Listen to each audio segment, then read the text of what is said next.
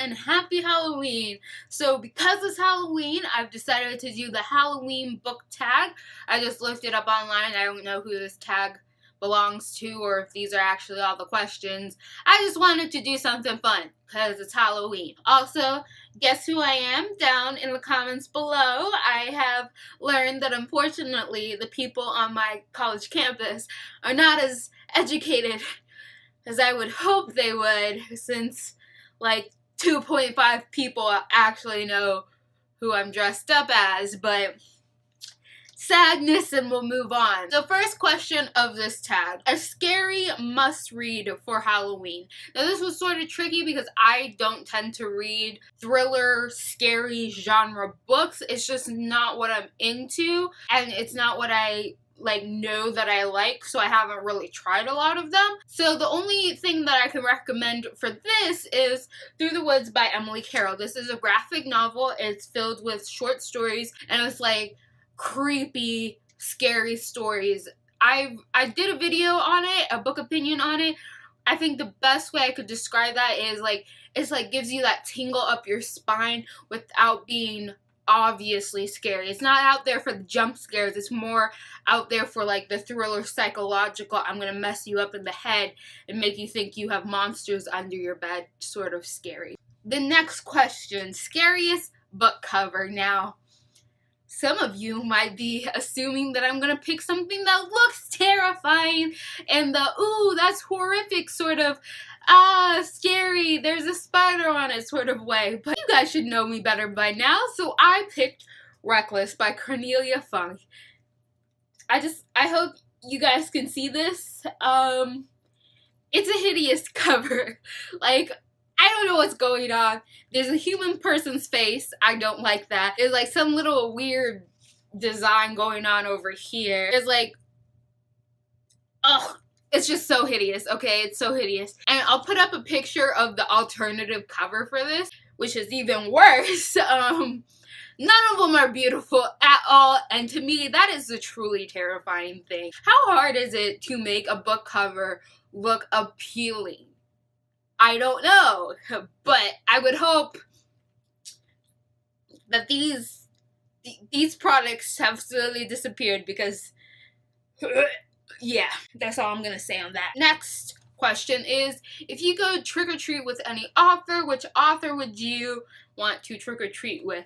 And this is kind of a weird question for me because I'm not a fangirl over authors so much. I really do like what authors write, of course. I really do care about them. I give props to them, but I don't fangirl over certain authors or invest my life into authors to look them up and see what they're doing. So to me, an author is just a person who writes that book, and it's not oh my god, that's a celebrity to me. It's oh, that's a person. They wrote something interesting for me to read. I really like the way that they write. I don't know how best to explain that, but point is if I saw an author, I would see them as just a regular human being who happens to be talented in an aspect of life, so I wouldn't tend to fangirl, so there's not really an author I want to trick-or-treat with.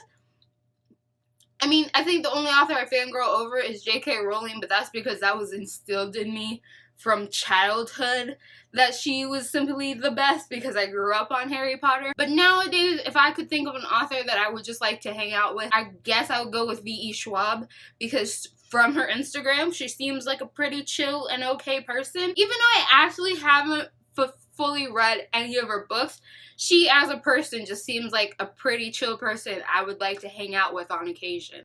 That was a really long answer for a really simple question. Next question: if you could dress up as a bookish character, which bookish character would you dress up as? And I kind of have a problem with this, okay?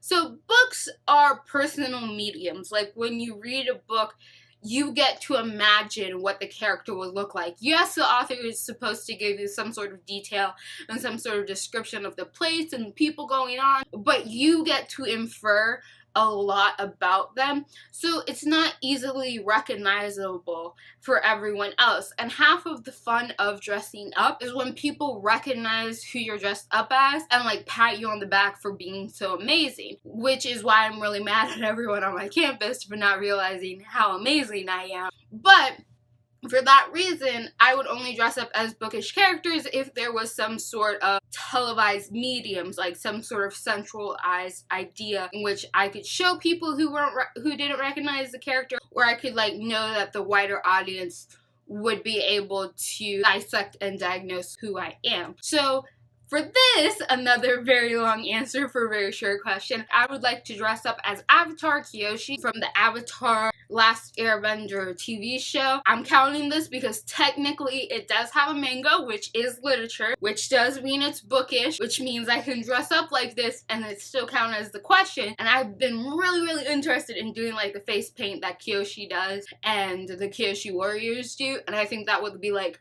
a magnificent outfit, like, to walk around in. It would be so cool. Next question is, what bookish world would you go into and trick-or-treat in? And the only book I've ever read that I actually really enjoyed and can remember having Halloween, so being a viable option for me to go trick-or-treating in, is Harry Potter, because like they have that whole feast and everything, so you know you'll get a lot of candy if you went to Hogwarts.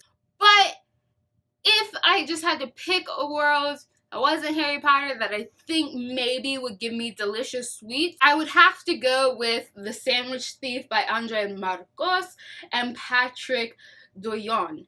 And this is a little graphic novel about a kid who has like gourmet sandwiches that his parents make, and someone keeps stealing them before he gets a chance to eat them. And the reason why I would pick this as a world I would trick-or-treat in is specifically to go to his house and have his parents give me treats, because I'm pretty sure that these extreme foodies would home make their trick-or-treats, and they would be like the most delicious things that you have ever eaten. They'd probably be like little pastries and stuff. It just sounds like that would be something that this family would do, which I would be very interested in consuming. Next question, a villain that you would not like to meet. And for this, I guess I'd have to go with Umbridge. I don't really like her. I would never want to meet her at any occasion, ever, like at all. Not once, not even a little bit. Keep the pink toad away. That's all I gotta say. Next question.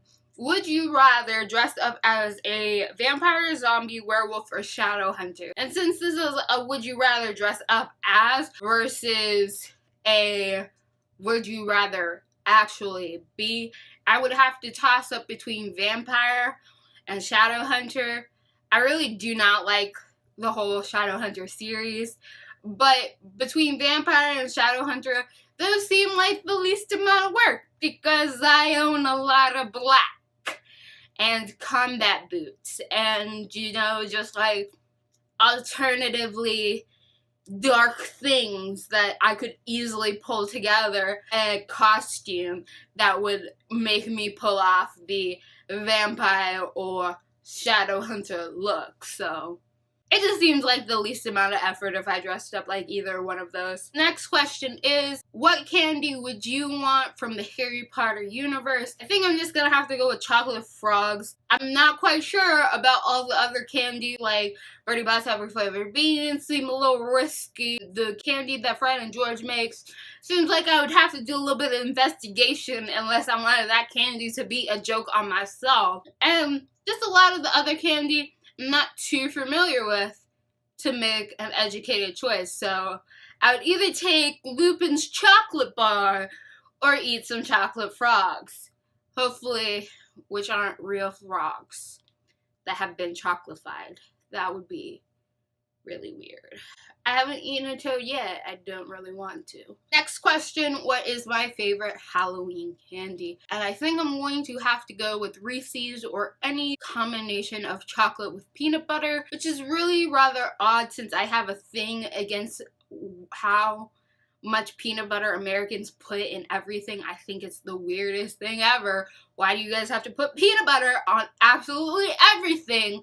It doesn't make freaking sense. Peanut butter does not need to go in everything that you make. However, I do like me some Reese's. Reese's taste delicious, okay? They do. They really do.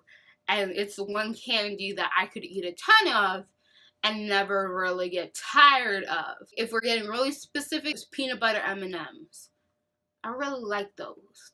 Those are delicious, okay? Those are delicious. So that is it for this tag. I hope you found it entertaining. If you want to do this tag, do this tag. I'm not stopping you at any time. If you like that I always give really, really long answers to really, really simple questions, comment down below, because I probably will do it even if you don't like it, because I just know myself. I just know myself, and you should be used to it by now. And if you like what I'm doing here and you want to continue seeing more, click all those buttons down below, and goodbye, Internet.